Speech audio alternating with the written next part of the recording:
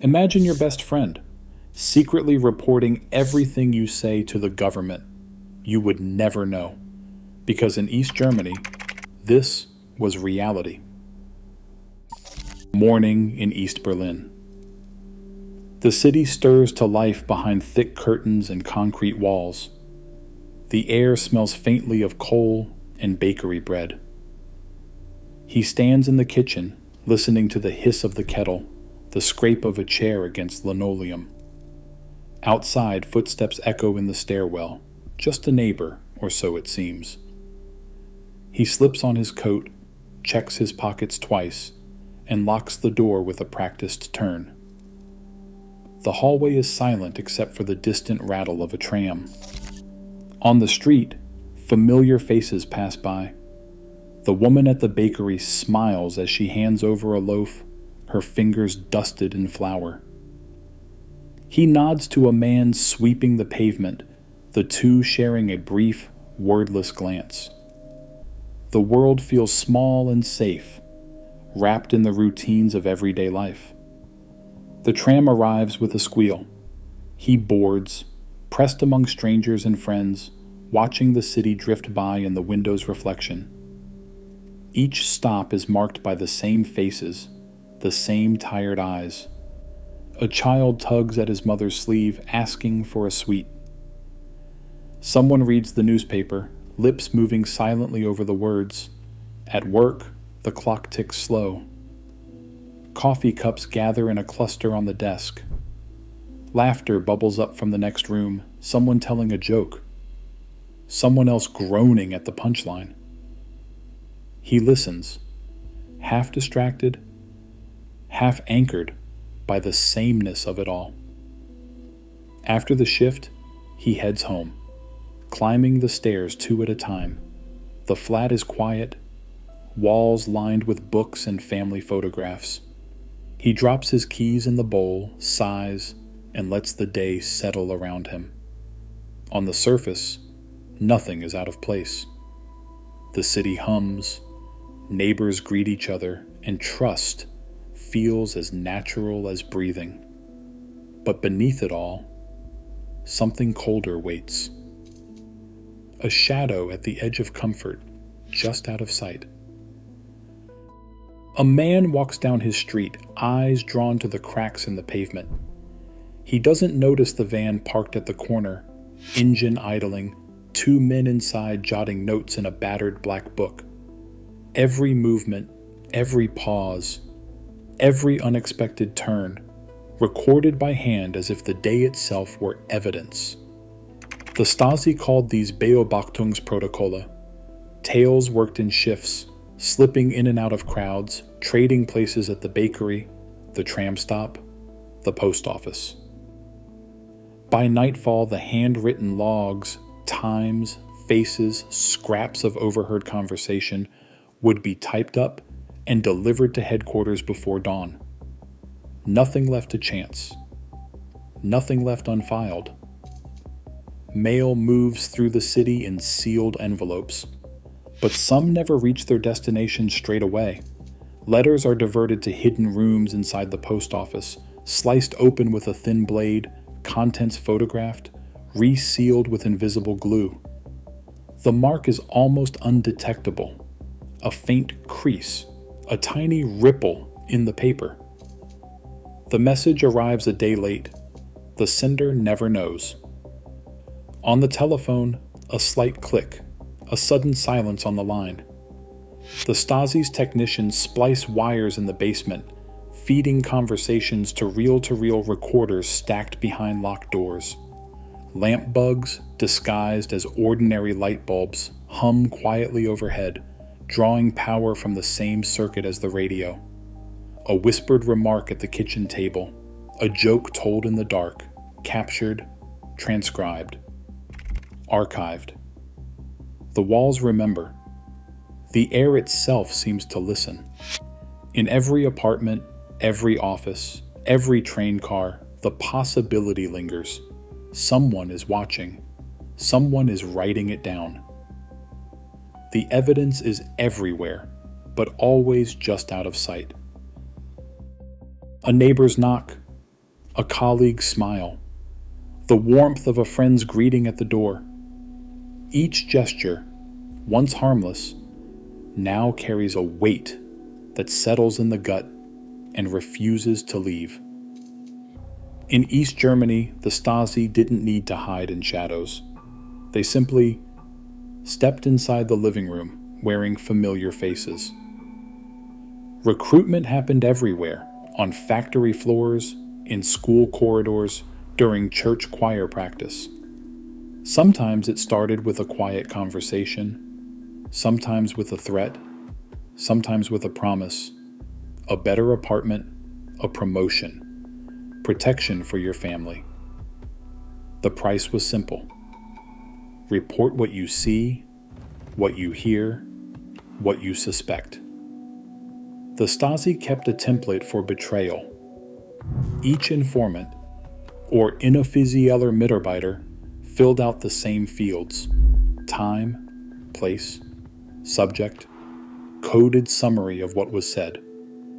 The reports landed on a handler's desk, stripped of names, reduced to numbers and code names. But the details were never abstract. A laugh overheard at a birthday party, a whispered complaint about the government, the name of a visitor who lingered too long in the hallway.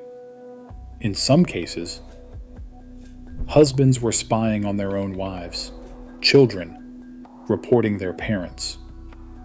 Trust did not simply disappear. It was turned inside out, weaponized, until every conversation, every glance, every silence could be ammunition. The Stasi didn't just want information.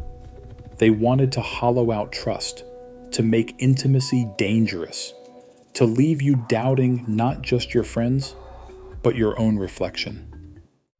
The word appeared in Stasi memos like a warning, Zersitzung, not arrest, not interrogation, but slow, invisible demolition of a person's life. The goal was never a confession. It was to break you, quietly, from the inside out. At first, the changes are so small you almost miss them. The photograph on the bookshelf, tilted at a strange angle, a mug you always reach for, suddenly heavier in your hand. The clock in the hallway, running 5 minutes fast. A letter arrives with a crease you don't remember making. The phone rings, but no one speaks. You tell yourself it's nothing. You check the locks again. You start to wonder if you're just tired, or if the walls have always felt this close. Official paperwork, stamped OPV, lists micro-intrusions as routine procedure. Instructions: move objects, alter routines, manufacture doubt. Case files describe weeks, months, years of these tiny disturbances, enough to unravel trust in your own senses. Friends stop calling. A rumor spreads at work. The promotion you were promised vanishes without explanation. The apartment grows unfamiliar, even when you stand in the middle of it. You ask yourself, over and over, am I losing my mind? They didn't want you to know you were being watched. They wanted you to feel like you were losing your mind. Silence. Just the sound of your own breath, counting the seconds in the dark. The numbers are almost impossible to grasp. The Stasi's archive stretched for 111,000 meters of files, more than 100 kilometers. Row after row, shelf after shelf, paper stacked and labeled, every folder a life dissected. The walls of the central archive swallowed entire city blocks. Inside, the air was thick with the dust of secrets. Around 91,000 people worked for the Ministry for State Security in 1989. Clerks, officers, analysts, technicians. Another 170,000 registered as informants. Some were teachers, some were janitors, some were the person sitting across from you on the tram. Each one fed the machine, adding names, faces, rumors, and whispers to the ever-growing mass of records. Departments overlapped and doubled back on themselves. Hauptabteilung I tracked political suspects. Hauptabteilung 8 watched apartments and workplaces. Technical units tapped phones, intercepted mail, and logged every intercepted word. A single citizen could be watched by 3 separate divisions at once, their lives split into numbers and fragments, cross-referenced until nothing remained private. The bureaucracy was relentless. It did not sleep. It did not forget. It simply multiplied, consuming every detail until the archive itself became a silent city, one where every wall was made of paper and every page was a record of suspicion.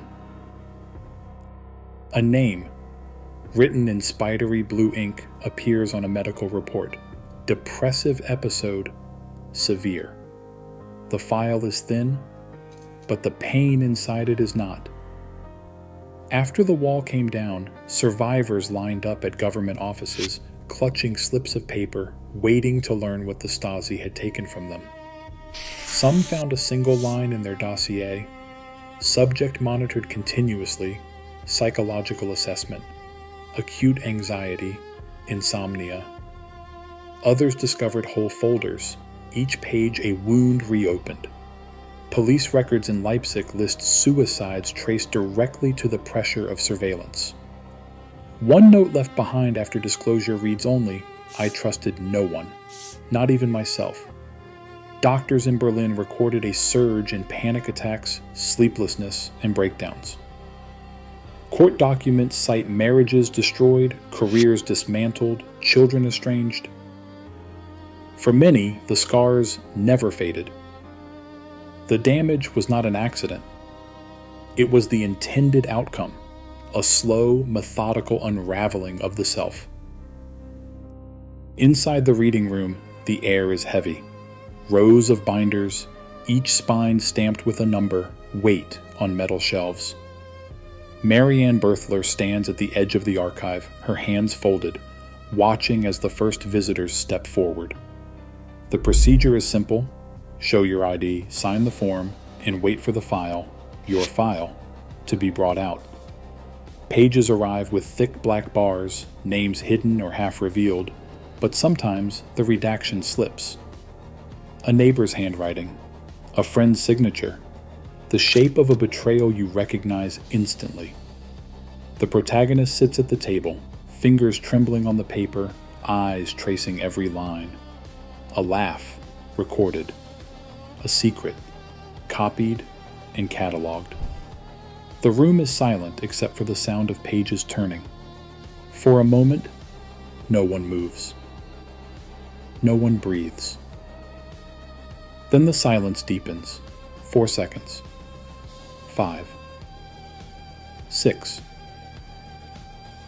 Even now, over 111 kilometers of Stasi files are locked away. Millions of betrayals on paper. Surveillance technology grows more invisible every year. The machinery changes, but the fear is familiar. In a world where trust can still be weaponized, who is watching? And who do you let inside? Share your thoughts below.